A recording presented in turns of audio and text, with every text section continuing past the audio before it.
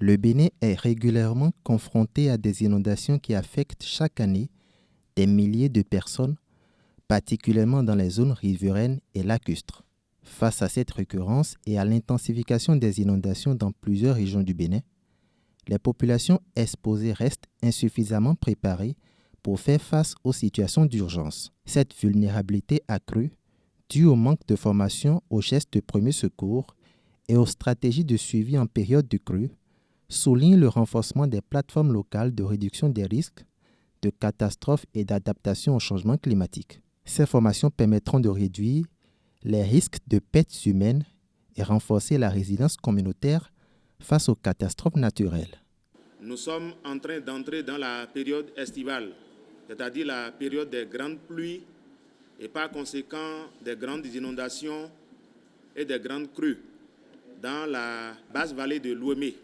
Ce matin, nous avons prévu, dans le cadre d'une série d'activités au sein du projet, cette formation. Je viens de parler de première classe, puisque nous avons au total dispersé dans les 5 communes 21 plateformes de réduction de risques de catastrophes et d'adaptation au changement climatique au sein des différentes communautés et respectant nos engagements au sein du projet qui sont que nous allons vous accompagner jusqu'en décembre 2026. Sous la direction de la Croix-Rouge béninoise, seule organisation humanitaire pour prévenir et alléger les souffrances humaines en toutes circonstances, sans discrimination aucune, les participants ont été fortement outillés pendant 2 jours sur plusieurs modules.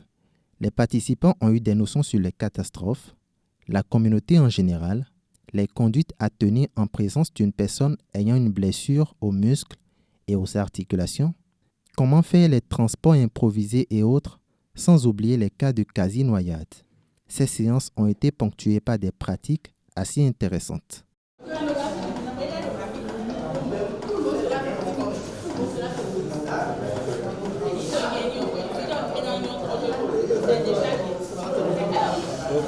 Mais soit on tient grandi.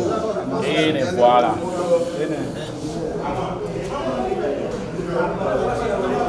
Déjà, nous avons commencé par les rappels des notions de crise et de catastrophe. Ensuite, nous sommes allés au niveau de la découverte de la communauté, parce qu'il est très important que ces participants maîtrisent bien leur communauté. Et d'ailleurs, beaucoup sont déjà ancrés en cela. Outre cela, nous sommes allés directement dans les gestes de premier secours. Dans les gestes de premier secours, nous avons vu des modules comme les 6 principes en premier secours. Nous sommes allés au niveau des 4 étapes en matière de premier secours.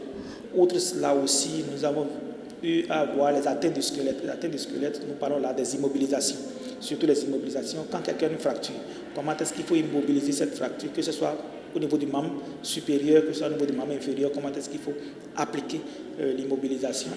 Nous avons aussi vu le transport improvisé de façon ramassée, je vais dire, quand il y a une victime, qu'il faut sans brancard, peut-être le déplacer d'un point A vers un point B, s'il n'y a pas encore les secours, il faut improviser un transport.